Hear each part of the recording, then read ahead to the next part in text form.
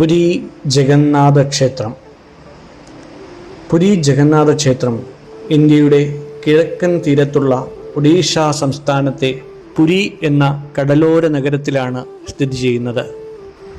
ഈ ക്ഷേത്രം 12-ാം നൂറ്റാണ്ടിൽ കലിംഗ രാജവംശത്തിലെ അനന്തവർമ്മൻ ചോടഗംഗദേവൻ ആണ് നിലവിലുള്ള ക്ഷേത്രത്തിൻ്റെ നിർമ്മാണം ആരംഭിച്ചതായി പറയുന്നത്. പിന്നീട് അദ്ദേഹത്തിൻ്റെ പിൻഗാമിയായ അനംഗഭീമദേവൻ മൂന്നാമൻ ആണ് ഈ ക്ഷേത്രത്തിൻ്റെ പണി പൂർത്തിയാക്കി വിഗ്രഹങ്ങൾ പ്രതിഷ്ഠിച്ചത്.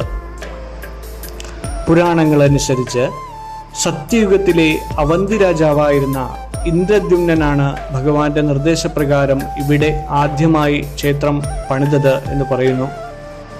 വിശ്വകർമാവാണ് വിഗ്രഹങ്ങൾ നിർമ്മിച്ചതെന്നും ഐതിഹ്യങ്ങളിൽ പറയുന്നു.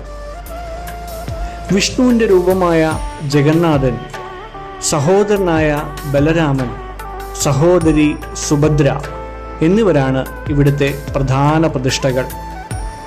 കലിംഗ വാസ്തുവിദ്യാശൈലിയിൽ നിർമ്മിച്ച ഈ ക്ഷേത്രം 214 അടിയിലധികം ഉയരമുള്ള ഇന്ത്യയിലെ തന്നെ ഏറ്റവും വലിയ സ്മാരകങ്ങളിൽ ഒന്നാണ്. എല്ലാ വർഷവും ഇവിടെ നടക്കുന്ന രഥയാത്ര ലോക പ്രശസ്തമാണ്. ഹിന്ദു വിശ്വാസികൾക്ക് മാത്രമേ ക്ഷേത്രത്തിനകത്ത് പ്രവേശനം അനുവദിക്കാറുള്ളൂ.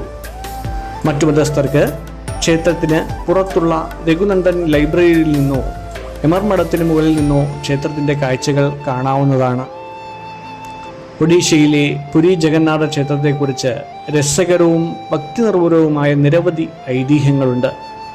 അതിൽ ഏറ്റവും പ്രധാനപ്പെട്ടത് ഇന്ദ്രദ്യുമ്ന രാജാവിനെയും വിഗ്രഹങ്ങളുടെ നിർമ്മാണത്തെയും കുറിച്ചുള്ള കഥയാണ്. അവന്തിയിലെ രാജാവായിരുന്ന ഇന്ദ്രദ്യുമ്നൻ വിഷ്ണുഭക്തനായിരുന്നു. ഭഗവാന്റെ ഏറ്റവും വിശിഷ്ടമായ രൂപത്തെ ആരാധിക്കണമെന്ന് അദ്ദേഹം ആഗ്രഹിച്ചു. ആകാശവാണിയിലൂടെയോ സ്വപ്നത്തിലൂടെയോ ലഭിച്ച നിർദ്ദേശപ്രകാരം സമുദ്രതീരത്ത് ഒഴുകിയെത്തുന്ന ഒരു വിശിഷ്ടമായ മരത്തടി ഉപയോഗിച്ച് വിഗ്രഹം നിർമ്മിക്കുവാൻ അദ്ദേഹം തീരുമാനിച്ചു. ഈ മരത്തടി ധാരു ബ്രഹ്മം എന്ന് പറയുന്നു.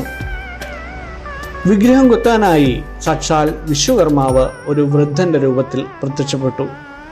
21 ദിവസത്തേക്ക് താൻ അടച്ചിട്ട മുറിക്കുള്ളിൽ വിഗ്രഹം നിർമ്മിക്കുമെന്നും അതുവരെ ആരും വാതിൽ തുറക്കരുതെന്നും അദ്ദേഹം നിബന്ധന വെച്ചു. എന്നാൽ ദിവസങ്ങൾ കഴിഞ്ഞപ്പോൾ അകത്തു നിന്നും ശബ്ദമൊന്നും കേൾക്കാത്തതിനാൽ പരിഭ്രാന്തിയിലായ രാജാവും രാജ്ഞിയും നിശ്ചിത സമയത്തിന് മുൻപേ വാതിൽ തുറന്നു. ആ നിമിഷം ശില്പി അപ്രത്യക്ഷനായി. വിഗ്രഹങ്ങൾക്ക് കൈകാലുകളോ വിരലുകളോ പൂർത്തിയായിരുന്നില്ല. വിഗ്രഹങ്ങൾ അപൂർണമായതിനാൽ രാജാവ് ദുഃഖിച്ചെങ്കിലും ഭഗവാൻ ഇതേ രൂപത്തിൽ ആരാധിക്കപ്പെടാൻ ആഗ്രഹിക്കുന്നുവെന്ന് അശരീരി ഉണ്ടായതായാണ് ഐതിഹ്യം. മറ്റൊരു പ്രധാന ഐതിഹ്യം അനുസരിച്ച് ശ്രീകൃഷ്ണന്റെ ദേഹത്യാഗവും ബന്ധപ്പെട്ടിരിക്കുന്നു. അതായത് കൃഷ്ണന്റെ ശരീരം സംസ്കരിച്ചപ്പോൾ ഹൃദയം മാത്രം അഗ്നിയിൽ വെന്തു കരിഞ്ഞില്ലെന്നും അത് ഒരു ദിവ്യവസ്തുവായി സമുദ്രത്തിൽ ഒഴുകി നടന്നുവെന്നും വിശ്വസിക്കപ്പെടുന്നു. ഈ ദിവ്യഹൃദയം ആണ് ജഗന്നാഥ വിഗ്രഹത്തിനുള്ളിൽ സ്ഥാപിച്ചിട്ടുള്ളതെന്ന് ഭക്തർ വിശ്വസിക്കുന്നു. ഇന്നും വിഗ്രഹങ്ങൾ മാറ്റി സ്ഥാപിക്കുന്ന നവകലേബര ചടങ്ങിൽ അതീവ രഹസ്യമായി ഈ പദാർത്ഥം പുതിയ വിഗ്രഹത്തിലേക്ക് മാറ്റാറുണ്ട്.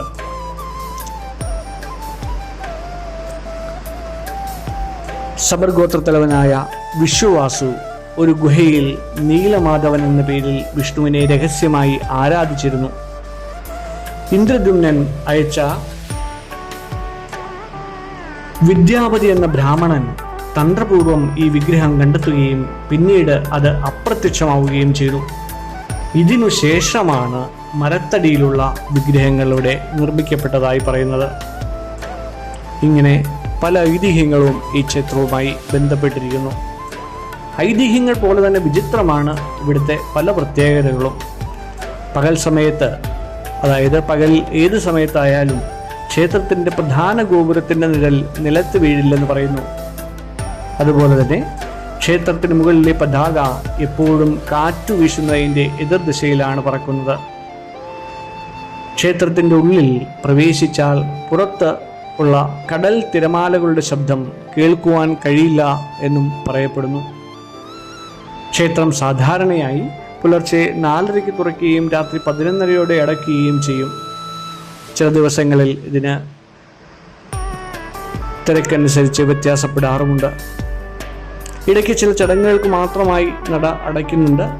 ആ സമയങ്ങളിലൊക്കെ ക്ഷേത്രത്തിലെ പൊതുദർശനത്തിന് ഭഗവാൻ ആ സമയത്ത് ലഭ്യമാവില്ല. ആ പ്രത്യേക ക്രമീകരണങ്ങളോട് കൂടിയിട്ട് ഭഗവാന്റെ ഭക്ഷണം ആണ് ഇവിടെ പ്രധാനമായിട്ടുള്ളത്.